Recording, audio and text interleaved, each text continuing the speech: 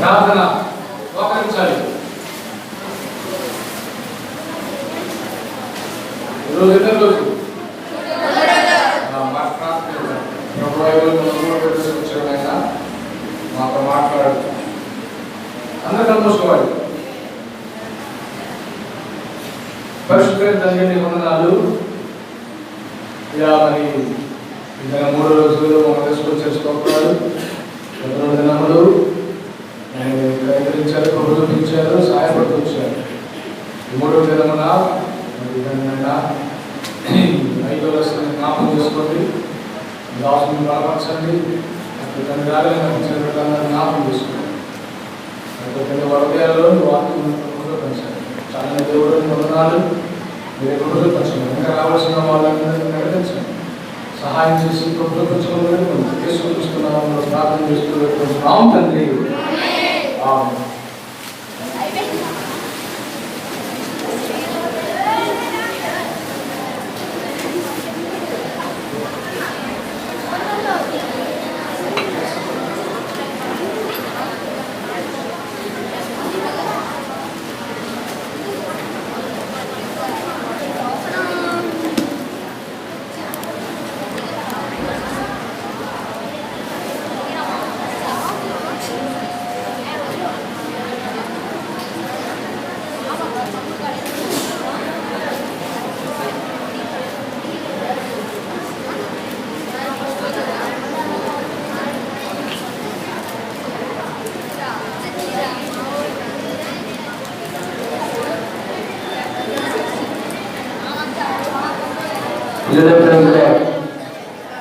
Praise the Lord.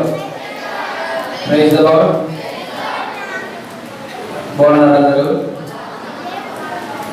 Very good. నిన్న evening మీ lesson ఏమన్నారు మీరు? బాగా చెప్పండి. ఏ లెసన్ విన్నారు? చెప్పాలి. ఏం చేసినాడు ఆకాను? ఆకాని యొక్క పాపం అంటున్నాడు కదా. పాపం అంటే ఏంటి? ఏం చేసినాడు? శపితమైన దాన్ని తీసుకున్నాడు. Very good. ఇంకా చెప్పాలి. బాయ్స్ బాయ్స్ ఇక్కడే ఉన్నారు. అందరూ ఉన్నారా? ఇక్కడే బాయ్స్ ఇక్కడే ఉన్నారా? మరి మీ స్వరం వినపడలే అంటారా? చెప్పాలి. ఆకాని ఏం పాపం చేసినాడు? పైకి వెళ్ళాడా? మీద పైకి అలరి చేయడానికి ఏం చేసినాడు? మరి అటు ఇటు పరిగెత్తినాడా? దొంగతనం చేసినాడు. ఏం చేసినాడు దొంగతనం? బంగారు, వెండి, ఇంకా చెప్పాలరా? ఇంకా సీనారు వస్త్రం. వెరీ గుడ్ కదా. కాబట్టి దేవుడు దేన్నైతే ముట్టొద్దు అన్నాడో దాన్ని ముట్టడం పాపం. దేవుడు ఏదైతే చేయొద్దన్నాడో దాన్ని చేయడం పాపం. కాబట్టి ఆకాను తన జీవితంలోనగా దేవుడు ఏదైతే వద్దన్నాడో అది తీసుకున్నాడు, నష్టపోయాడు పాపం చేసి. ఆకాను మాత్రమే నష్టపోయాడా లేకపోతే ఇంకెవరైనా నష్టపోయారా? చెప్పాలి. ఇశ్రాయేలు ఏం నష్టపోయారు? చెప్పాలి. బాయ్స్. గర్ల్స్ నుండి ఆన్సర్ వస్తుంది కానీ బాయ్స్ నుండి ఆన్సర్ రావట్లేదు సరిగా. అంటే మీరు వినట్లేదని అర్థం. అంకుల్ వాళ్ళు మంచిగా భోజనాలు పెడతా ఉన్నారు, టయానికి టీ ఇస్తూ ఉన్నారు, స్నాక్స్ ఇస్తూ ఉన్నారు, చల్లని ఫ్యాన్లు కదా. ఖాళీ సమయంలో బాగా అల్లరి, ఎంజాయ్, ఇవి చాలనుకుంటున్నారా? చెప్పండి. ఏం చేశాడు ఆకాను? తను మాత్రం నష్టపోయారు, ఇంకెవరు నష్టపోయారా? ఏమో అన్నయ్య మాకేం తెలుసు అంటారా? ఇశ్రాయేల్ ఎక్కడ నష్టపోయారు? మీరున్నారా? మీరు చెప్పండి బాబు. ఎక్కడ నష్టపోయారు ఇశ్రాయేల్? ఇశ్రాయేల్ ఒక్కరే నష్టపోయారు, ఇంకెవరు నష్టపోయారా? ఏంటి అన్నయ్య లెసన్ చెప్పడానికి వచ్చాడా, క్వశ్చన్ లేడానికి వచ్చా అనుకుంటున్నారు కదా. మరి విన్నది మీకు గుర్తుండాలి కదా. అంకుల్ వాళ్ళు, అక్క వాళ్ళు, అనే వాళ్ళు ఏదో చెప్తా ఉన్నారు, వెళ్ళిపోతూ ఉన్నారు. వాళ్ళదే మాదంటే కాదు కదా. మీరు స్కూల్లో క్లాస్లో ఉన్నప్పుడు మీ టీచర్ చెప్పినట్టువి మీకు గుర్తుపెట్టుకుంటారా, గుర్తుపెట్టుకోరా? గుర్తుపెట్టుకోవాలి కదా. ఎందుకు చెప్పండి రా, ఎందుకు మొహమాట పడుతూ ఉన్నారు? ఎగ్జామ్ రాయాలి కాబట్టి. కాబట్టి దేవుని వాక్యం కూడా ఎలాంటిదని మనం గమనించినట్లయితే, నువ్వు స్కూల్లో అనగా నేర్చుకున్నటువంటి ఆన్సర్ లేకపోతే ఆ క్వశ్చను నీకు ఆ క్లాస్ వరకే పరిమితం, కొంతవరకు పరిమితం. కానీ ఇక దేవుని ఇంట్లో నేర్చుకున్నటువంటి దేవుని వాక్యము నీ లైఫ్ లాంగ్ పనిచేస్తుంది, నీకు నీ జీవితాంతం పనిచేస్తుంది. కాబట్టి దేవుని వాక్యాన్ని నేర్చుకోవడం, దేవుని వాక్యాన్ని వినడం, విన్నదాన్ని మన హృదయంలో భద్రపరచుకోవడం మనకు చాలా ప్రాముఖ్యమైన సంగతి. కానీ ఇక్కడ గమనించినట్లయితే పిల్లలు, ఆకాను పాపం చేసినాడు, ఇశ్రాయేల్ నష్టపోయినారు, మంచిదే. గమనించాల్సిన విషయం ఏమిటంటే ఆయన కుటుంబం కూడా నష్టపోతూ వచ్చింది కదా. వారి కుమారులు, కుమార్తె, భార్య. ఆకాను ఒక్కడే కదా పాపం చేసింది, వారి కుమార్తె ఏమైనా పాపం చేసిందా? వారి కుమారుడు ఏమైనా పాపం చేశాడా?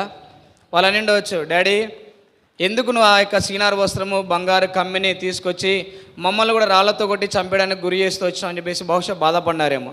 కాబట్టి గమనించండి చెల్లి, తమ్ముడు, నీ జీవితంలో బహుశా నువ్వు అనుకునవచ్చు, అనగా నేను చేసే పాపము, నేను చేసే తప్పు, నేను చేసే అబద్ధం ఎవరు చూడట్లేదులే, ఎవరు వినట్లేదులే అని. ఆ పాపమే నీ భవిష్యత్తు నాశనం చేస్తుంది, ఆ పాపమే నీ యొక్క నీ జీవితాన్ని సర్వనాశనం చేస్తుంది. కాబట్టి పాపానికి ఎంత మాత్రం కూడా మనము తావివ్వకూడదు అనమాట. సరే రండి, ఈ దినం 5వ పాఠం వచ్చేసి ఎల్లప్పుడూ ప్రార్థించుటకు నేర్చుకొనుట. ఎప్పుడెప్పుడు ప్రార్థించాలంట? మార్నింగ్ ఒకటే ప్రార్థించాలా? చెప్పాలి. ఈవినింగ్ ఒకటే ప్రార్థించాలా? లేకపోతే బాగా ఎగ్జామ్స్ అనగా మ్యాథ్స్ ఎగ్జామ్ ఉన్నప్పుడు, లేకపోతే పిఎస్ ఎగ్జామ్ ఉన్నప్పుడు, కష్టంగా ఉన్నప్పుడు ప్రభా నాకు ఎగ్జామ్లో సాయం చేయనప్పుడు మాత్రమే ప్రార్థించాలా? మరి ఎప్పుడు ప్రార్థించాలి? ఎల్లప్పుడూ ప్రార్థించాలి. మరి ప్రార్థన చేస్తున్నారా? మంచిగా చెప్తున్నారు, వెరీ గుడ్. ప్రార్థన చేస్తూ ఉన్నారా? నిజంగా ఎప్పుడు చేస్తూ ఉన్నారా? చేయట్లేదు కదా. కాబట్టి ఇది నా ప్రభుని అడుగుదాం. ఒక వ్యక్తి అనగా ప్రభుని అడగకుండానే కొంత నష్టపోతూ వచ్చినాడు. ఆ స్టోరీ విషయమే మనం విందాం. ఇశ్రాయేలు ప్రజలు ఆ యొక్క ఎరికో పట్టణాన్ని, హాయి పట్టణాన్ని జయించిన తర్వాత గిల్గాలులో దిగేవారికి ఉన్నారన్నమాట. అనగా గిల్గాల్లో వారు నివసించడానికి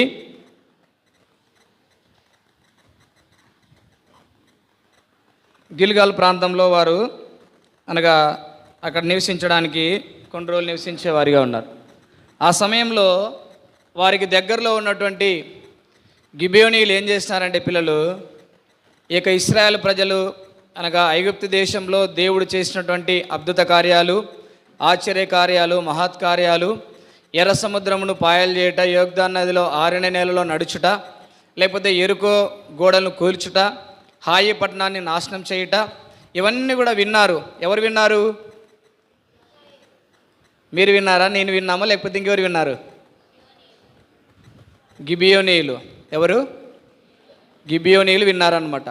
ఈ సంగతి విన్న తర్వాత వీళ్ళు ఏం చేస్తున్నారంటే, ఆ యొక్క ఇశ్రాయేల్ ప్రజలను ఎదుర్కొని వారితో మేము అనగా సందేర్పరచుకోవాలి, లేకపోతే వారితో మేము సమాధాన పడాలి, లేకపోతే వారు ఖచ్చితంగా మా దేశాన్ని జయించేవారిగా ఉన్నారు, మమ్మల్ని నాశనం చేసేవారిగా ఉన్నారు, మమ్మల్ని చంపివేసేవారిగా ఉన్నారని చెప్పేసి ఈ యొక్క గిబియోనీయులు ముందుగానే ఏం చేస్తూ వచ్చినారంటే, చూడండి, యెహోషువ దగ్గరికి వచ్చినారనమాట.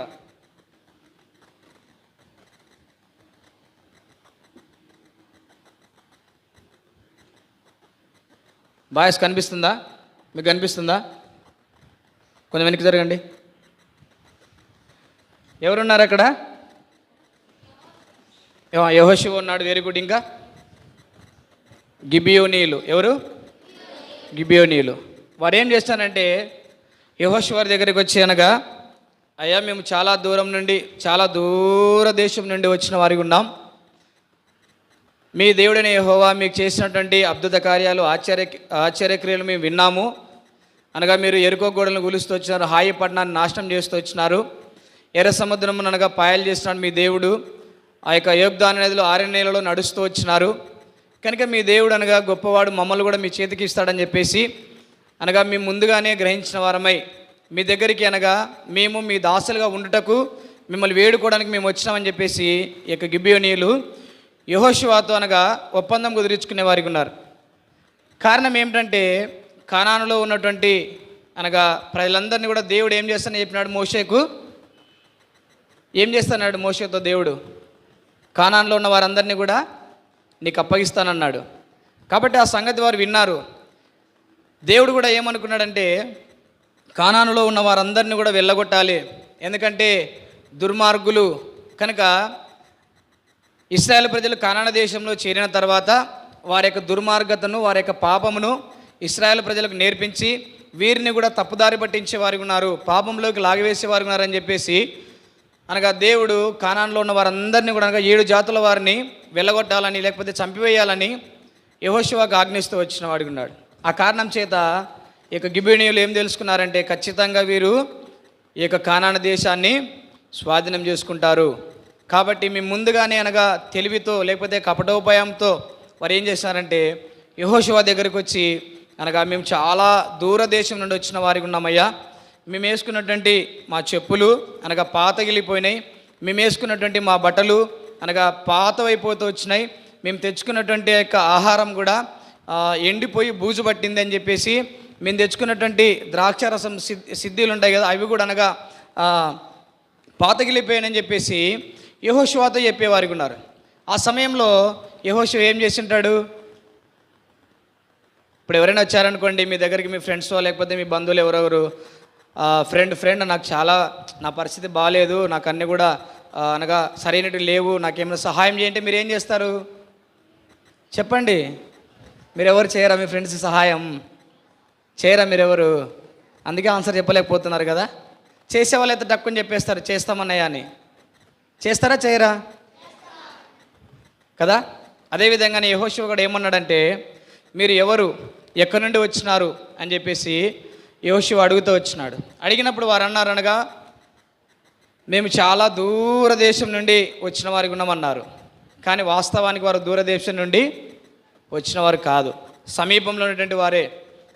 అనగా నెక్స్ట్ ఇప్పుడు ఎరుకో అయిపోయింది, హాయి అయిపోయింది, తర్వాత టార్గెట్ ఏంటంటే ఏక గిబియోనీలే. అయితే వీరు ముందుగానే కపటోపాయంతో యెహోషువ దగ్గరకు వచ్చి మేము మీకు దాసులుగా ఉంటామని చెప్పేసి అనగా వారు ఒప్పందం కుదుర్చుకున్నారనమాట. ఆ సమయంలో ఇక్కడ యెహోషువ ఏం చేస్తూ వచ్చినాడంటే దేవుని దగ్గర ప్రార్థించలేదన్నమాట. ఏం చేయలేదు చెప్పాలి గర్ల్స్ అండ్ బాయ్స్? దేవుని దగ్గర ప్రార్థించకుండా ఇశ్రాయేలు పెద్దలు ఆ యొక్క యెహోషువ వీళ్ళందరూ కలిసి ఏం చేసినారంటే సరే అని చెప్పేసి ఒప్పుకున్నారు. అనగా మీరు మాకు దాసులుగా ఉంటామంటున్నారు కాబట్టి సరే మేము మిమ్మల్ని నాశనం చేయము, మీకేమి కూడా హాని చేయమని చెప్పేసి ఈ యొక్క గిబియోనీయులకు వారు ఒక ఏమంటారు ప్రామిస్ చేస్తూ వచ్చారనమాట. ఆ సమయంలో తర్వాత 3 దినములైన తర్వాత జరిగిన సంగతి ఏమిటంటే ఈ యొక్క గిబియోనీయులు అనగా దూరపు దేశం వారు కారు, మనకు సమీపంగా ఉన్నవారా కారా? మనకు సమీపంగా ఉన్నవారే, వారు మనల్ని మోసం చేస్తూ వచ్చారని చెప్పేసి యెహోషువ ఇశ్రాయేలు ప్రజలందరూ కూడా తెలుసుకున్నారు. అయితే ఆ సమయంలో అనగా వారిని మరలా పిలిపించి వారు ఏం చేస్తూ వచ్చినారంటే మీరు మమ్మల్ని ఎందుకు ఈ విధంగా మోసం చేస్తూ వచ్చినారు అని యెహోషువ అడుగుతూ వచ్చినాడు. అప్పుడు వారు మరలా అన్నారు కారణం ఏమిటంటే మీ దేవుడు గొప్పవాడు, ఆయన మీకు ఇస్తానని చెప్పినట్టు దేశం, ఈ కానాను దేశం ఖచ్చితంగా మీకు ఇస్తాడు. అయితే మేము అనగా నష్టపోకూడదని, మేము నాశనం కాకూడదని దేవుడు మీకు చేసినటువంటి అద్భుత కార్యాలు విన్నప్పుడు, దేవుడు అనగా యొక్క ఎరుకో గోడలను కూలదోసినప్పుడు, హాయి పట్టణాన్ని మీకు ఇచ్చినప్పుడు మా దేశంలో ఉన్నటువంటి పెద్దలందరము లేకపోతే మా దేశంలో ఉన్నటువంటి ప్రజలందరూ కూడా మేము ఒక తీర్మానానికి వచ్చినాం.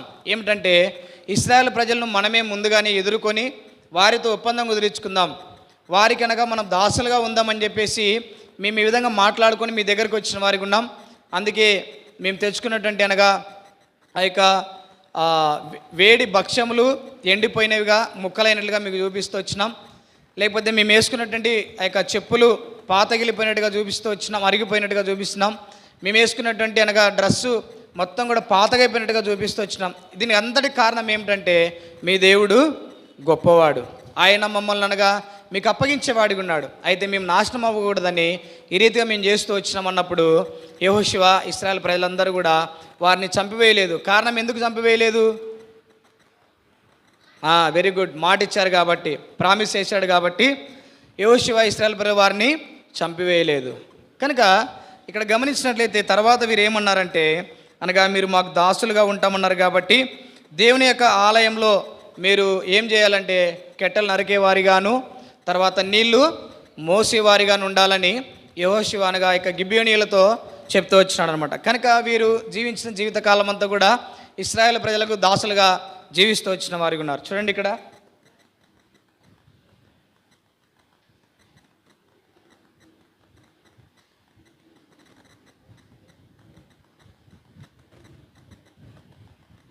ఏం చేస్తూ ఉన్నారు గిబియోనీయులు? కట్టెలు నరికేవారిగా మోసేవారికి, ఇంకా నీళ్లు చేదేవారిగా ఉన్నారనమాట. ఎక్కడంటే అది దేవుని ఇంట్లో చేయాల్సిన పని, వారికి ఇచ్చినటువంటి పరిచర్య అనమాట. కాబట్టి పిల్లలు వారు ఏమనుకున్నారంటే, సరే మా ప్రాణాలను మేము కాపాడుకున్న వారికి ఉన్నాం, ఈ యొక్క కట్టెలు నరికేటువంటి పని లేకపోతే నీళ్లు మోసేటటువంటి పని దేవుడు మాకు ఇచ్చినాడు కాబట్టి మేము చేయాలని చెప్పేసి ఈ యొక్క గిబియోనీయులు చేస్తూ వచ్చిన వారికి ఉన్నారు. అయితే కొంతకాలానికి ఏం జరిగిందంటే పిల్లలు, ఇప్పుడు ఇశ్రాయేల్ ప్రజలు దేని జయించినారని చెప్తూ వచ్చినాం. మొట్టమొదటిగా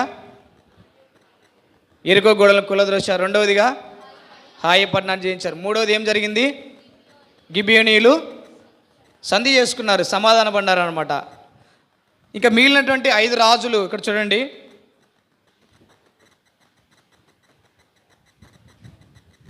ఎంతమంది ఉన్నారు ఇక్కడ రాజులు?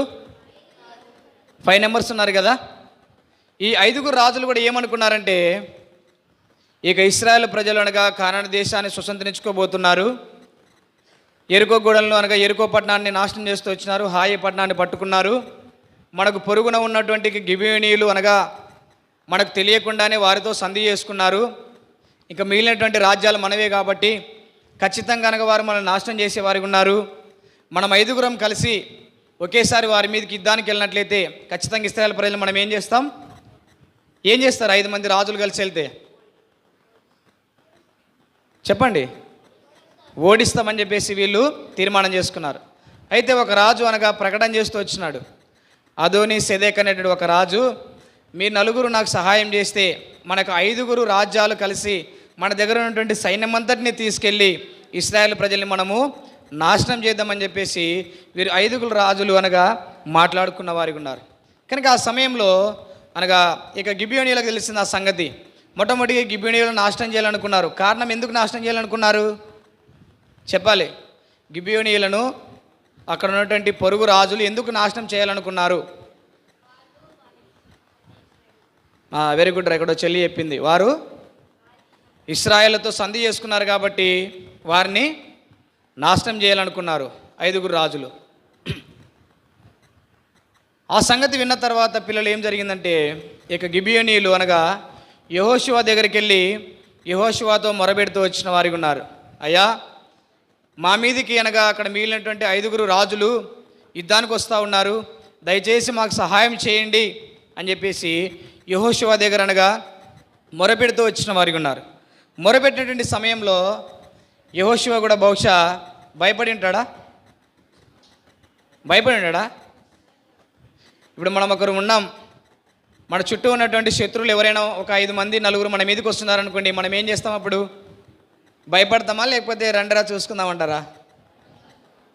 చెప్పాలి, భయపడతారు కదా. కానీ యెహోషువ భయపడలేదు. కారణం ఏమిటంటే, దేవుడు యెహోషువకు వాగ్దానం ఇచ్చినట్టుగా మాట్లాడుతూ వచ్చిన వాడికి ఉన్నాడు, వారికి భయపడకము, నేను వారిని నీకు అప్పగించి ఉన్నాను, వారిలో ఒక్కడు కూడా అనగా మిగులుడు అని చెప్పేసి దేవుడు మాట్లాడుతూ వచ్చిన వాడికి ఉన్నాడు.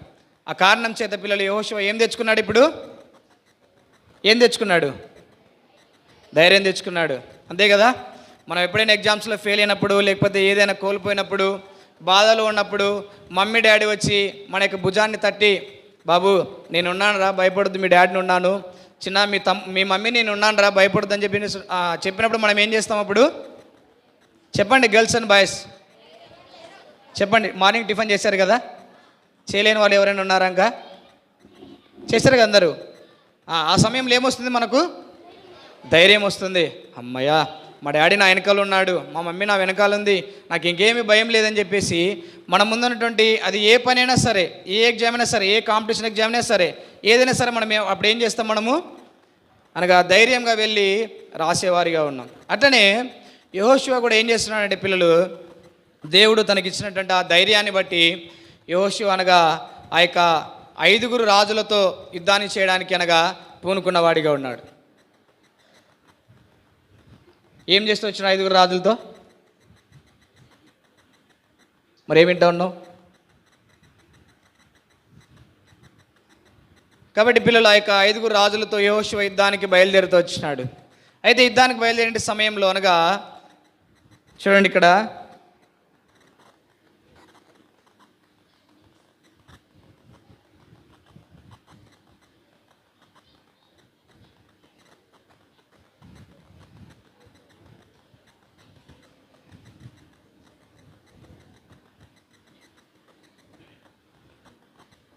కనిపిస్తుందా పిల్లలు?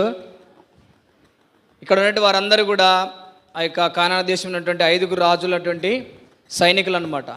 వీరందరూ కూడా అనగా యెహోషువను ఇశ్రాయేలు ప్రజలు నాశనం చేయడానికి బయలుదేరుతూ వచ్చినారు. అయితే బయలుదేరిన తర్వాత అనగా మరలా యెహోషువ ఏం చేస్తూ వచ్చినాడంటే మొరపెడుతూ వచ్చిన వాడికి ఉన్నాడు దేవుడికి. ఆ సమయంలో ఇప్పుడు గమనించండి, ఒక రాజ్యం వచ్చిందనుకోండి, మనం ఏం చేస్తాం? దాన్ని ఎట్లయినా సరే జయించడానికి మనం ఏం చేస్తాం చెప్పాలి? మీరు అందరూ చదువుకున్న వాళ్ళే. ఇప్పుడు ప్రస్తుతం పాకిస్తాన్ మన మీదకి రెడీగా ఉంది. మరి ఇప్పుడు మనం ఏం చేద్దాం చెప్పాలి? ఓడించాలని ఉంటుంది కదా. కానీ ఇక్కడ 5 రాజులు వచ్చినప్పుడు అనగా దేవుని యొక్క సహాయాన్ని యెహోషువ కోరుకున్నవాడిగా ఉన్నాడు.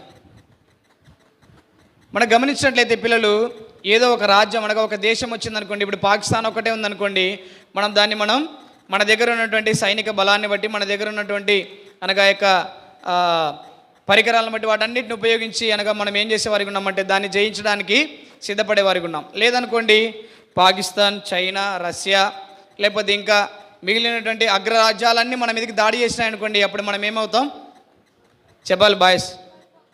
ఓడిపోతాం కదా. కానీ ఇక్కడ గమనించినట్లయితే యెహోషువ రాజ్యం అనగా ఇశ్రాయేల్ రాజ్యం ఒకటే, కానీ పొరుగు రాజ్యాలు 5 రాజ్యాలు అనగా దాడి చేస్తూ వచ్చినాయి. ఆ సమయంలో యెహోషువ దేవునికి మొరపెడుతూ వచ్చిన వాడికి ఉన్నాడు. అనగా వీరు దాదాపుగా కొంత సమయం పోరాడుతూ వచ్చిన వారికి ఉన్నారు. కత్తివాత చేత అనగా అనేక మందిని చంపుతూ వచ్చిన వారికి ఉన్నారు. ఆ సమయంలో అనగా ఇంకా చీకటి దగ్గర అవుతూ ఉంది, అనగా సమయం ఆసన్నం అవుతూ ఉంది. అయితే శత్రులందరూ కూడా నాశనం చేయలేదు ఇంకా. ఆ సమయంలో యెహోషువ మొరపెడుతూ వచ్చిన వాడికి ఉన్నాడు. చూడండి ఏం మొరపెడుతూ వచ్చినాడు. యెహోషువ గ్రంథం తీయండి, మీరందరూ కూడా పెద్ద పిల్లలే కదా. యెహోషువ గ్రంథం 10వ అధ్యాయం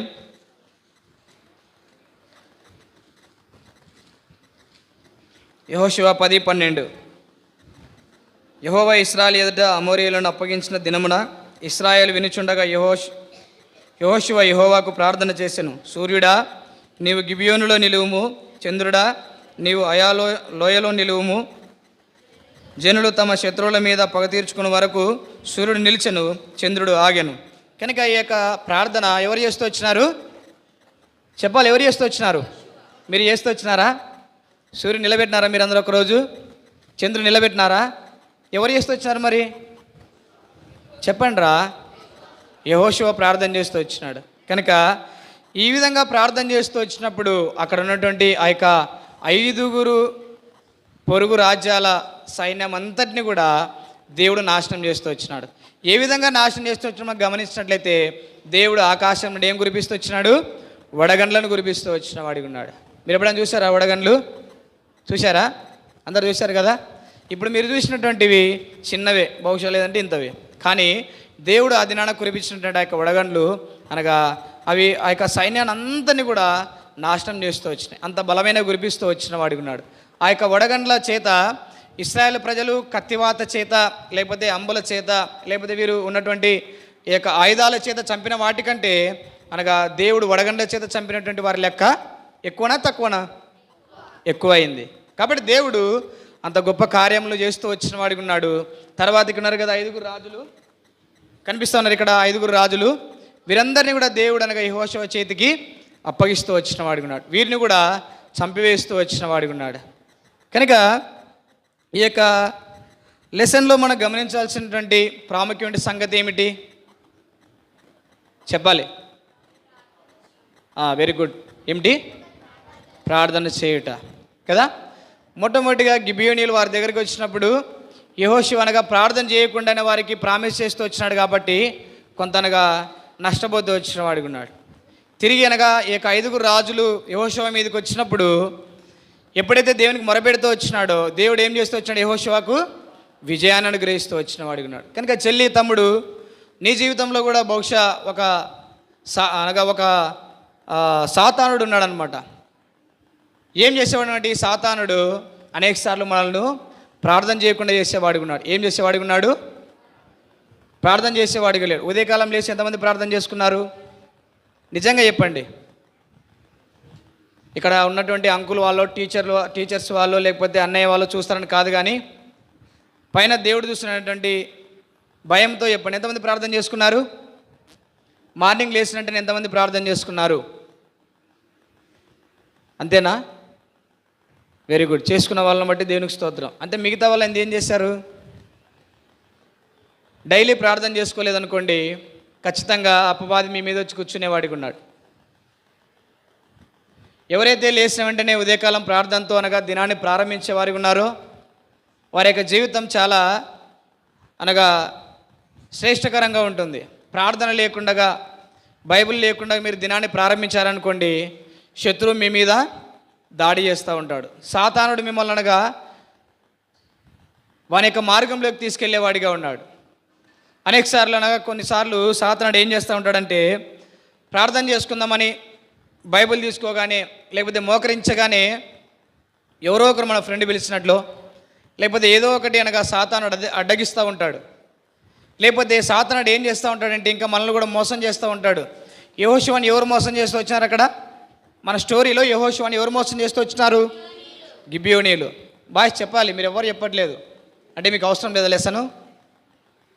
మాకు ఇప్పుడు అవసరం లేదన్నయ్యా, ఇప్పుడు బ్రేక్ వదులుతారు కదా, అప్పుడు చూపిస్తాం మా సంగతి అంటారా? అంతే కదా? లేదా? మరి చెప్పాలి అడిగినప్పుడు. కాబట్టి అనగా సాతానుడు దినమెల్లా కూడా మన మీద ప్రయోగం చేస్తూ ఉంటాడనమాట.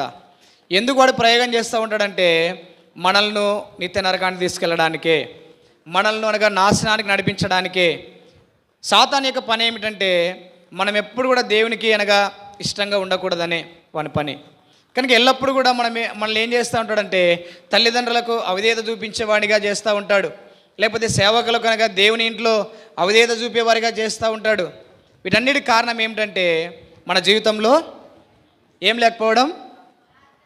చెప్పాలి, ఏం లేకపోవడం? ప్రార్థన లేకపోవడం. కనుక ప్రార్థనతో మనం దినాన్ని ప్రారంభించినట్లయితే మన జీవితం అనగా చాలా శ్రేష్టకరంగా ఉంటుంది. ఒక చిన్న పాప అంట, ఒక ఆయన వచ్చి, శైలి, దేవుడు నీ ప్రార్థన వింటున్నాడా అని అడిగినాడంట. ఆ తమ్ముడు చెప్తాడు ఇప్పుడు ఏమడిగినాడు. ఒక వ్యక్తి వచ్చి, చెప్తాముడు వినాలి శ్రద్ధగా, ఓకేనా? శైలి దగ్గరికి వచ్చి ఒక ఆయన అనగా, శైలి నువ్వు ప్రార్థన చేసుకుంటున్నావా అని అడిగాడంట. శైలి అన్నదంట, చేసుకుంటున్నాను అన్నయ్య అనిందంట. అన్న తర్వాత అసలు నువ్వు దేవునికి ఎందుకు ప్రార్థన చేసుకుంటున్నావు అని, ఎందుకు చేయాలి అని అడిగాడంట. శైలి అన్నదంట, నా హృదయంలో దేవుడు ఉన్నాడు కాబట్టి నేను ప్రతిరోజు ఖచ్చితంగా ప్రార్థన చేసుకుంటాను అనగా దేవుడు నా ప్రార్థన వింటాడు అని ఆ యొక్క చెల్లి జవాబు చెప్తూ వచ్చిందంట. అప్పుడు అనుకున్నాడంట ఈ వ్యక్తి అనగా, ఈ చిన్న బిడ్డ అనగా ఇంత విశ్వాసంతో తన హృదయంలో దేవుడు ఉన్నాడు, ఆ ప్రార్థనలు ఎవరు వింటున్నారు? దేవుడు వింటూ ఉన్నాడు. కనుక చెల్లి, తమ్ముడు, ఈ ఉదయకాల సమయంలో నీకు కూడా ఒక ప్రశ్న.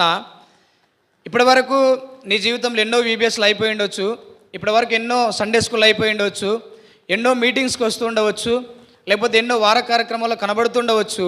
కానీ నీ హృదయంలో యేసయ్య లేకపోతే, నీ హృదయంలో యేసయ్య నువ్వు సొంత రక్షణను అంగీకరించకపోతే, నువ్వు అనగా ఎన్ని VBS నీ జీవితంలో గడిచిపోయినా, లేకపోతే ఎన్ని సండే స్కూల్ క్లాసులు నీ జీవితంలో గడిచిపోయినా, ఎంతగా దేవుని ఇంట్లో అనగా పరిచర్య చేసినా, మనం పరిచర్య చేస్తూ ఉంటాం కదా, అన్నం వడ్డిస్తూ ఉంటాం, వాటర్ పోస్తూ ఉంటాం, ఇంకా చేపలు వేస్తూ ఉంటాం, మందిరం ఊడుస్తూ ఉంటాం, తుడుస్తూ ఉంటాం, మంచిదే. వీటన్నిటిని బట్టి దేవుడు అనగా సంతోషించేవాడిగా లేడు. నీ హృదయంలో నువ్వు ఎప్పుడైతే యేసయ్యను వినాలి, చెల్లి, తమ్ముడు అందరు జాగ్రత్త వినాలి, 10 minutesలో క్లోజ్ చేస్తా. నీ హృదయంలో నువ్వు ఎప్పుడైతే యేసయ్యను అనగా చేర్చుకునేవాడిగా ఉన్నావో అప్పుడు యేసయ్య సంతోషించేవాడిగా ఉన్నాడు. మరి నీ హృదయంలో చేర్చుకోవాలి అంటే నీ హృదయం మంచిదా? చెప్పండి, హృదయం మంచిదా? చూడండి హృదయం ఎలాంటిదో. మార్క్స్ వార్త 7వ అధ్యాయం 21వ వచనం చదవాలి. ఒకరు లేచి బిగ్గరగా చదవండి. చదవగలిగిన వారు, ఒక చెల్లి తమ్ముడు కానీ ఎవరైనా కానీ చదవాలి బిగ్గరగా.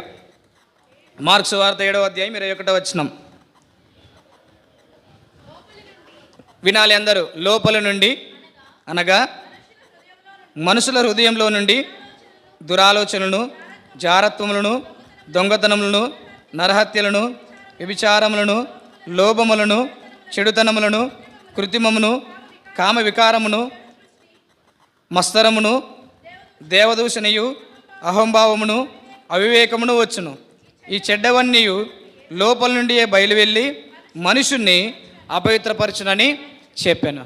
కనుక చెల్లి తమ్ముడు, హృదయంలో నుండి దాదాపు ఇక్కడ మనం గమనించినట్లయితే 13 చెడ్డ లక్షణాలు కనిపిస్తూ ఉన్నాయి. ఈ చెడ్డ లక్షణాలన్నీ నీ హృదయంలో ఉంచుకొని నువ్వు యేసయ్యా నా హృదయంలోకి రా అంటే యేసయ్య వస్తాడా? చెప్పాలి. తమ్ముడు వాళ్ళు చెప్పాలి, యేసయ్య వస్తాడా? దేవుడు ఎలాంటి వాడు? పరిశుద్ధుడు కదా. ఇంకా చెప్పండి గర్ల్స్. పరిశుద్ధుడు. మీరందరూ చర్చికి వచ్చేవాళ్ళే కదా. చూడండి ఇంకో మాట. హెబ్రీ పత్రిక 7వ అధ్యాయం 26వ వచనం. హెబ్రీ పత్రిక 7వ అధ్యాయం 26వ వచనం. దేవుడు ఎలాంటి వాడంటే పవిత్రుడును, నిర్దోషియు, నిష్కల్మషుడు, పాపంలో చేరక ప్రత్యేకంగా ఉన్నవాడు. ఇలాంటి పరిశుద్ధుడు పాపపు హృదయంలోనికి రావాలి అంటే పాపపు తలంపుల చేత, పాపపు ఊహల చేత, పాపపు ఇచ్చల చేత నీ హృదయం నింపుకొని నువ్వు జీవిస్తున్నట్టయితే చెల్లి తమ్ముడు చాలా నష్టపోయేవాడిగా ఉన్నావు. అందుకే ఇర్మియా గ్రంథంలో మనం చూస్తాం కదా, హృదయం అన్నిటికంటే మోసకరమైనది, అది ఘోరమైన వ్యాధి కలిగినది. కనుక ఇలాంటి ఘోరమైనటువంటి అనగా పాపకరమైనటువంటి హృదయం నువ్వు ఉంచుకొని అదేవిధంగా నీ యూబీఎస్ నుండి వెళ్ళిపోయినావు అనుకోండి, నీ పాపమే నిన్ను ఒక దినాన ఏం చేస్తుంది? నరకానికి అప్పగిస్తుంది. బహుశా నువ్వు అనుకుంటున్నావు, ఈ దినాన వీబీఎస్కి వచ్చాం, అంకుల్ వాళ్ళు అన్ని విధాలుగా మాకు అన్ని చూసుకుంటున్నారు, టీచర్స్ కూడా మాకు అన్ని విధాలుగా చూసుకుంటున్నారు, అనగా మేము తర్వాత కంఠద వాక్యాలు నేర్చుకుంటున్నాం, లేదంటే లేదు, మేము ఎంజాయ్ చేస్తూ ఉన్నాం.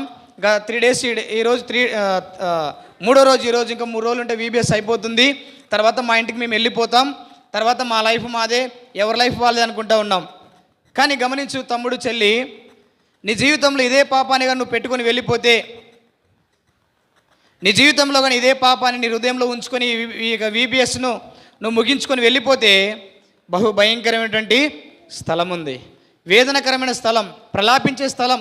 నువ్వు అనుకుంటున్నావు చిన్నప్పటి నుండి వింటుంటే వాక్యాలేలే, చర్చిలో మా మమ్మీ చెప్తుంది, ఇంటి దగ్గర మా సేవకులంకులు వాళ్ళు చెప్తూ ఉన్నారు, మందిరంలో అగ్నిగుండం ఉందని, ఆరదని, పురుగు చావదని, ఏదో వారు చెప్పుకుంటున్నారులే అనుకుంటున్నావు యవ్వన కాలంలో.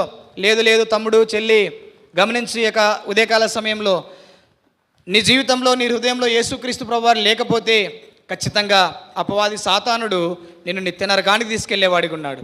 ఆ యొక్క అగ్ని ఆరదు, పురుగు చావదు, భయంకరమైన స్థలం. ఆ స్థలం నుండి విడిపించేవారు ఎవరు కూడా లేరు. ఆ దినాన్ని నువ్వు అనుకునవచ్చు, అయ్యో మంటలు, అబ్బో మంటలు, మమ్మీ, డాడీ, చెల్లి, అన్నయ్య, తమ్ముడిని ఎవరు అడిగినా కూడా ఎవరు కూడా నిన్ను ఆ స్థితిలో నుంచి విడిపించేవారు లేరు, నిన్ను బయటికి లాగివేసేవారు లేరు. ఇప్పుడు మనం చూస్తాం, గమనిస్తూ ఉన్నాం, కొంత సమయం తర్వాత అనగా 12 గంటలప్పుడు, 1 గంటప్పుడు మనం బయటికి వెళ్ళామనుకోండి, ఏమనిపిస్తుంది మనకు? సమ్మర్ సీజన్ కదా, ఏమనిపిస్తుంది? చల్లగా ఉంటుందా? వర్షం పడుతుందా? మరి ఏమవుతుంది? ఎండ కదా. ఈ దాదాపుగా మినిమం బహుశా ఇక్కడ ఎంత ఉందో తెలియదు, కానీ మామూలుగా అనగా 40 degrees, 42 degrees, లేదంటే 39 degrees ఈ యొక్క ఎండ వేడినే తట్టుకోలేకపోతున్నావు చెల్లి తమ్ముడు. ఆ వేడి ఎలాంటిదంటే అది కొలవలేని వేడి, బహు భయంకరమైన వేడి. అది ఏదో అనగా ఈ విధంగా ఇప్పుడు మాత్రం ఎండ ఉన్నట్లు మధ్యాహ్న కాలం మాత్రమే ఎండ ఉండి సాయంకాలం కల్లా చల్లబడుతుందిలే అనేది కాదు. ఆ యొక్క వేడి అది ఎలాంటిదంటే బహు భయంకరమైనది, నిత్యం కూడా మండేటిదంటిగా ఉంది, నిత్యం కూడా వేదనకరమైన స్థలం. కనుక ఆ స్థలం నువ్వు వెళ్ళకూడదని దేవాతి దేవుడు నిన్ను ప్రేమించి ఈ యొక్క 2020 సంవత్సరంలో అనగా ఈ యొక్క బెరాకులో వీబీఎస్ ఏర్పాటు చేసి నీ రక్షణ కొరకై దేవాతి దేవుడు ఇక వీబీఎస్ని ఏర్పాటు చేస్తూ వచ్చినాడు. కనుక ఈ యొక్క వీబీఎస్లో చెల్లి తమ్ముడు నీ హృదయాన్ని యేసయ్యకి ఇచ్చినట్లయితే, నీ హృదయంలో యేసయ్య కనుక స్థానం ఇచ్చినట్లయితే, యేసయ్య నా చిన్ని హృదయంలోకి రాయి అని దేవుని వేడుకున్నట్లయితే యేసయ్య అనగా నీ హృదయంలోకి వచ్చేవాడిగా ఉన్నాడు. నీ హృదయంలో ఉన్నటువంటి పాపం అంతటిని తీసివేయడానికి యేసయ్య ఏం చేస్తూ వచ్చినాడు చెప్పాలి? సిలువ. చెప్పండి, సిలువ అంతవరకేనా? సింబల్ ఇచ్చారు కానీ వేరే షర్ట్ జేబులో ఉంది, మర్చిపోయి వచ్చాను. మీరు చూపిస్తున్నారు కదా రోజు. సిలువ అన్నారు, అంతే. సిలువ వరకేనా ప్రభు? చెప్పాలి. ముళ్ళ కిరీటం పెట్టించుకున్నాడు, వెరీ గుడ్. ఇంకా చేతుల్లో మేకలు కొట్టించుకున్నాడు, వెరీ గుడ్. ఇంకా కాళ్ళలో మేకలు, వెరీ గుడ్. ఇంకా కొరడా దెబ్బలు కొట్టించుకున్నాడు. ఇంకా ఎక్కడ? బల్లపోటు కదా, హృదయంలో బ్రల్లపోటు పడబడుతూ వచ్చింది. కారణం ఏంటికి? అసలు యేసయ్యకి అవసరం అంటారు ఇవన్నీ? ఆయన ఎవరు? పరిశుద్ధుడు కదా, పవిత్రుడు కదా, నిర్దోషి కదా, ఏ పాపం చేయలేదు కదా, మరి ఆయనకెందుకు అవసరం ఇవన్నీ? చెప్పండి చెల్లి, తమ్ముడు, మీరే కేజీ పిల్లలు కాదు కదా, మీకన్నా వాళ్ళే బెటర్. బాగా చెప్తారు వాళ్ళ ఆన్సర్లు. చెప్పండి ఎందుకు చెప్పాలి? బాయ్స్ చెల్లి వాళ్ళు ఉండండి, బాయ్స్ చెప్తారు. ఎందుకు తమ్ముడు చెప్పండి రా. Very good. వీడి ఇందాక అలా వేసినప్పుడు ఒక మంచి ఆన్సర్ చెప్పాడు. మన పాపంల కొరకు చనిపోయాడు. ఇంకా మీ దగ్గర నుంచి ఆన్సర్ రావట్లేదు. ఇందాక చెప్పారు కదా చేతుల్లో మేకులు, మళ్ళీ చేతులు, మరి రెండోసారి కొడతారా యేసయ్యకు? కూర్చోవాలి తమ్ముడు, అందరూ కూర్చోవాలి. అయిపోయింది, స్టోరీ అయిపోయింది. గమనించండి పిల్లలు, యేసుక్రీస్తు ప్రభువారికి ఎందుకు ఆ విధంగా కొడుతూ వచ్చినారంటే, తలలో ముళ్ళ కిరీటం అన్నారు కదా, చెప్పారు కదా మీరందరూ. నేను తప్పు చెప్పానా? చెప్పారు కదా. తలలో ముళ్ళ కిరీటం ఎందుకంటే మన యొక్క తలంపులు, ఆలోచనలు అన్నీ కూడా ఎట్లున్నాయి? మంచిగా ఉన్నాయా? మంచిగా ఉన్నాయా? టీవీలు చూడకూడదు, మొబైల్లో గేమ్స్ ఆడకూడదు. ఎంతమంది ఆడుతున్నారు గేమ్స్? ఫ్రీ ఫైర్, పబ్జీ, ఇంకా రకరకాలుగా ఉన్నాయి. నాకు తెలిసిన రెండే, నేను ఆడలేదు, చెప్తా ఉన్నా, వింటా వేరే పిల్లల దగ్గర. కాబట్టి అనగా ఇలాంటి చెడు ఆలోచనలు, చెడు తలంపులు కలిగిన కారణం చేత యేసయ్యకు ఏం పెట్టబడింది? ముళ్ళ కిరీటం పెట్టబడింది. చెడు ఆలోచనలు కలిగింది ఎవరు? చెప్పాలి. ఎవరు చెడు ఆలోచనలు కలిగింది? మీరెవరు కలిగిన లేరా? కలిగి ఉన్నారు కాబట్టి చెప్పలేకపోతున్నారు, వాటిని తీసివేసుకోలేకపోతూ ఉన్నారు. కాబట్టి అనగా చెడు ఆలోచనలు, చెడు తలంపులు కలిగింది మనం. అయితే యేసయ్య మనకు బదులుగా ముళ్ళ కిరీటాన్ని ధరిస్తూ వచ్చినాడు. ఈ చేతులు ఉన్నాయి కదా, ఉన్నాయా మీకు అందరికీ? ఏది నాకు కనిపించట్లేదే? కొంతమందికి అక్కడ గర్ల్స్ కనిపించట్లేదే? అందరికి ఉన్నాయా? అందరికి ఉన్నాయి కదా, కొంతమందికి లేనట్టున్నాయి, ఇంకా ఇట్లా పెట్టుకున్నారు. ఈ చేతుల ద్వారా ఏం చేస్తున్నారంటే చెమ్ముడు తల్లి అనేకమైనటువంటి చేరాని పనులు చేస్తూ వచ్చిన వారికి ఉన్నారు. ఈ చేతుల ద్వారా ఏం చేస్తూ వచ్చినాం? ఈ చేతుల ద్వారానయ్యా, మా చేతులు చాలా సున్నితమైనటువంటివి, మేమేమి చేయలేదు దీని ద్వారా అనుకుంటున్నారు కదా. అనేకసార్లు ఏం చేస్తూ వచ్చినాం? ఏం చేస్తూ వచ్చినారు? రీల్స్ చూస్తూ వచ్చినారు. ఫేస్బుక్ అని, ట్విట్టర్ అని, లేకపోతే ఇంకా యూట్యూబ్ అని, ఇన్స్టాగ్రామ్ అని రకరకాలుగా చేస్తూ వచ్చినారు. అంతే కదా? తప్పు చెప్పానా నేనేమన్నా? లేదు కదా. తర్వాత బాయ్స్ ఏం చేస్తూ ఉంటారు ఎక్కువ? చెప్పాలి. మరి ఇప్పుడు ఈ చేతులు ఏమైనా మలినపరచబడ్డాయా, పవిత్రంగా ఉన్నాయా? మలినపరచబడ్డాయి కదా. అందుకే యేసయ్య అనగా నీ చేతులు మలినపరచబడ్డాయి, ఆయన చేతుల్లో మేకులు కొట్టబడ్డాయి. కారణం ఏమిటంటే నా కుమార్తె, నా కుమారుడు, వారి చేతులు అనగా ఆ విధంగా ఉండకూడదని చెప్పేసి దేవాతి దేవుడు నీకు బదులుగా ఆయన చేతుల్లో మేకులు కొట్టించుకున్నాడు. కాళ్ళ ద్వారా ఏం చేస్తూ వచ్చినాం మనం? కాళ్ళ ద్వారా ఏం చేయలేదా? కాళ్ళ ద్వారా వెళ్ళకూడని చోట్లకు వెళుతూ వచ్చినాం, పరుగులు తీస్తూ వచ్చినాం. మమ్మీ చెప్తా ఉంటుంది, రే అక్కడికి వెళ్ళొద్దు ఆ స్థలానికి అంటే ఏం చేస్తూ ఉంటాం మనం? ఏం చేస్తూ ఉంటాం? మమ్మీని తప్పించి అంటే ఏం చేస్తూ ఉంటాం? పరుగులు తీస్తూ ఉంటాం. డాడీ చెప్తూ ఉంటాడు, రే ఆడ వేరే వాళ్ళు ఉన్నారు, వారి దగ్గరికి వెళ్ళావు అనుకుని సంగతి చెప్తాను అనుకోండి.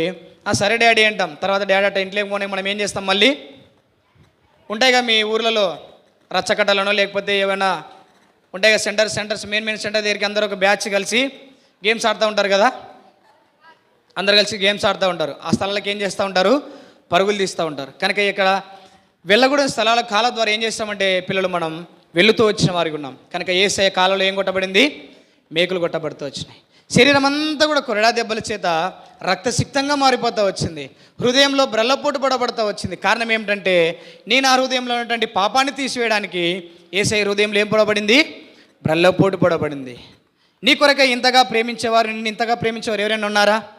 మీ మమ్మీ కానీ, మీ డాడీ కానీ, మీ అన్నయ్య కానీ, మీ చెల్లి కానీ, మీ తమ్ముడు కానీ, మీ రక్త సంబంధికులు కానీ, మీ ఇరుగు పొరుగు వారు కానీ, మీ టీచర్స్ కానీ, మీ ఫ్రెండ్స్ కానీ.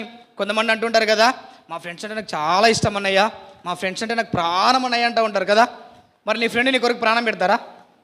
చెప్పండి, నీ ఫ్రెండ్ నీ కొరకు ప్రాణం పెడతాడా? సరే పోనీ ఇది వద్దులేండి, ప్రాణం వద్దు. నీ కొరకు నీ ఫ్రెండ్ ఏమైనా ఒక వెంటనే వేలు కట్ చేసి ఏమైనా రక్తాన్ని ఇస్తాడా? ఒక గ్లాస్, చిన్న గ్లాస్, టీ గ్లాస్ ఇస్తారా? ఇవ్వరు కదా. సరే ఇది వద్దులేండి, కనీసం నీ ఫ్రెండ్ నీ కొరకు ఒక చెంపదెబ్బ కొట్టించుకుంటాడా? కొట్టించుకుంటాడు. తర్వాత మళ్ళీ ఏం చేస్తాడు? నీ కొరకు నేను కొట్టించుకున్నారని చెప్పేసి మనల్ని ఎత్తి చూపేవాడిగా ఉన్నాడు. కానీ యేసయ్య అలాంటి వాడు కాదు, ఆ విధంగా చేయలేదు.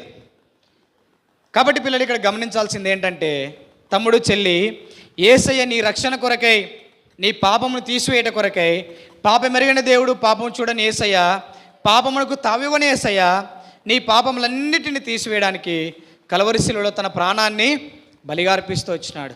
ఎంతగా ప్రేమిస్తూ వచ్చినాడు కదా. ఇంతగా ప్రేమించిన యేసయ్యను నీ హృదయంలో చేర్చుకుంటే నువ్వు ధన్యుడవు, ధన్యురాలు. లేదు నాకు అక్కర్లేదు నువ్వు అనగా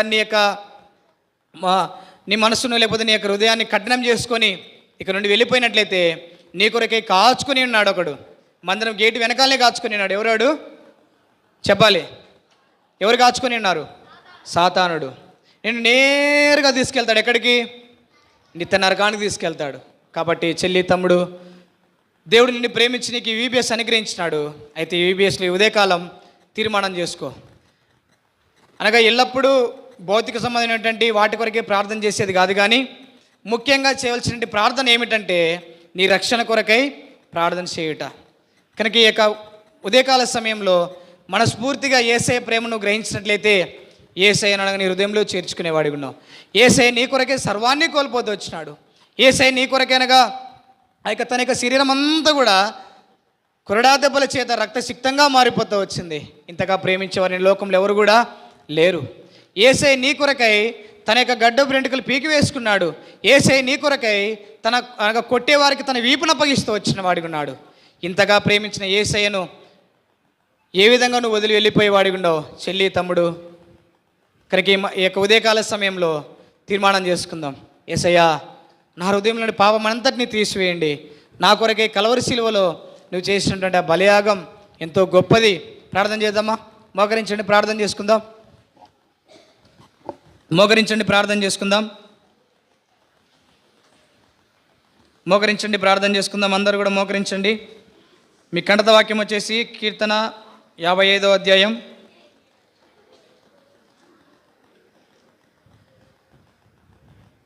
కీర్తన 55వ అధ్యాయం 17వ వచనం. సాయంకాలంన ఉదయమున మధ్యాహ్నమున నేను ధ్యానించుచు మొరపెట్టుకుందును, ఆయన నా ప్రార్థన ఆలకించును. ఇది మీ కంఠత వాక్యం. మోకరించండి, అందరు ప్రార్థన చేసుకుందాం.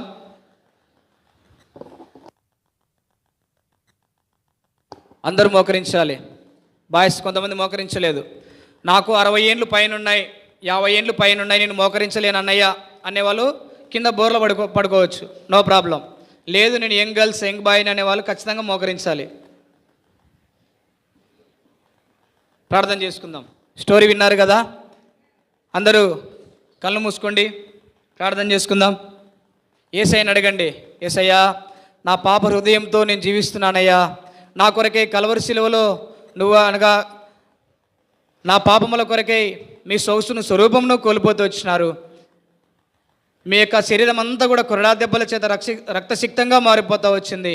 నన్ను ఇంతగా ప్రేమించినావా యేసయ్యా, నన్ను ఇంతగా ప్రేమించినావా? లోకంలో నన్ను ప్రేమించేవారు ఎవరూ లేరయ్యా. నా కొరకై చేతుల్లో మేకులు, కాళ్ళల్లో మేకులు, తలకు ముల్లగిరీటం, హృదయాన బ్రల్లపోటు పొడిపించుకున్నావు యేసయ్యా, నన్ను ఇంతగా ప్రేమించావా అని తీర్మానం చేసుకునండి. నా హృదయంలోని పాపం అంతటిని తీసివేయేసయ్యా. ఈ విబిఎస్లో ఇంతవరకు ఈ యొక్క 2 రోజులు ఎంజాయ్ చేస్తూ వచ్చిన, అల్లరి చేస్తూ వచ్చిన, నన్ను క్షమించు యేసయ్యా, నీ రక్తం ద్వారా కడిగి నన్ను శుద్ధీకరించు యేసయ్యా, ఇక మీద నీ బిడ్డగా ఉంటానయ్యా అని తీర్మానం చేసుకో. చెల్లి, తమ్ముడు, తీర్మానం లేకుండా ఈ స్థలం నుండి వెళ్ళినావు అనుకోండి, బహు భయంకరమైన స్థలం ఉంది, వేదనకరమైన స్థలం ఉంది, అగ్ని ఆరదు, పురుగు చావదు. కనుక దేవుడు యేసయ్యని అంతగా ప్రేమిస్తూ వచ్చినాడు. నీ కొరకై తన శరీరం అంతా కూడా గుళ్ళ వేసుకున్నవాడికి ఉండగా ఆ యొక్క కొరడా దెబ్బల చేత రక్తసిక్తంగా మారిపోతా వచ్చింది. ఇంతగా ప్రేమించిన యేసయ్యను వదిలి వెళ్ళిపోతావా తమ్ముడు? ఇంతగా ప్రేమించిన యేసయ్యను నిరాకరించి వెళ్ళిపోతావా చెల్లి? ఇంతగా ప్రేమించిన యేసయ్యను నాకొద్దు అని దూరం పెడతావా తమ్ముడు చెల్లి? కనుక ఈ ఉదయకాలం ఒక్కసారి ఆలోచించు, ఒక్కసారి నీ హృదయం తెరువు, నీ హృదయంలో ఉన్న పాపమంతటినీ ఒప్పుకో. యేసయ్యా, నేను పాపిని, చేతుల ద్వారా, కాళ్ళ ద్వారా, తలంపుల ద్వారా, ఇక శరీరం ద్వారా నేను పాపం చేస్తూ వచ్చిన, చేయరాని కార్యక్రమాలు చేస్తూ వచ్చిన, నన్ను క్షమించుమని యేసయ్య దగ్గర నువ్వు అడిగినట్లయితే యేసయ్య ఖచ్చితంగా క్షమించేవాడిగా ఉన్నాడు. యేసయ్యని ప్రేమిస్తూ ఉన్నాడు. యేసయ్యని ప్రేమించి నీ కొరకే తన ప్రాణాన్నే పణంగా పెడుతూ వచ్చినాడు. కనుక చెల్లి, తమ్ముడు, ఈ సమయాన నువ్వు నిర్లక్ష్యంగా ఉండవద్దు, అలక్ష్యం చూపవద్దు. యేసయ్యని హృదయంలో చేర్చుకో, యేసయ్యని హృదయంలో చేర్చుకో. నీ హృదయంలో ఉన్న పాపమంతటిని తీసివేసుకో. నాకు ఇంకా లైఫ్ ఉందిలే అనుకుంటున్నావేమో, నాకు ఇంకా భవిష్యత్తు ఉందిలే అనుకుంటున్నావేమో. లేదు లేదు, మనుషుని యొక్క జీవితం నీటి మీద బుడగ లాంటిది, మనుషుని యొక్క జీవితం ఎండిపోయే గడ్డి లాంటిది. చెల్లి, తమ్ముడు, ఎప్పుడో ఏ క్షణమో తెలియదు. కనుక ఈ ఉదయకాల సమయంలో తీర్మానం చేసుకో, యేసయ్యా నీ కొరకు జీవిస్తానయ్యా, నీ సేవ చేస్తానయ్యా, నీ పరిచర్య చేస్తానయ్యా, నా హృదయంలోకి రా యేసయ్యా, నా హృదయంలో ఉన్న పాపమంతటిని తీసివేయేసయ్యా అని మనస్ఫూర్తిగా నువ్వు ఒప్పుకున్నట్లయితే యేసయ్య నీ హృదయంలోకి వచ్చేవాడిగా ఉన్నాడు. ఆ యొక్క శైలి ఏ విధంగా తన హృదయంలో దేవుని ఉంచుకున్నదో ఆ రీతిగా నువ్వు కూడా శైలి వలె నీ హృదయంలో యేసయ్యను ఉంచుకున్నట్లయితే యేసయ్య నీకు జీవితాంతం తన కృపను అనుగ్రహించేవాడిగా ఉన్నాడు, నీకు మంచి భవిష్యత్తును అనుగ్రహించేవాడిగా ఉన్నాడు. కనుక అలాంటి గొప్ప ధన్యతను ఎందుకు దూరం చేసుకుంటావు తమ్ముడు? ఎందుకు దూరం చేసుకుంటావు?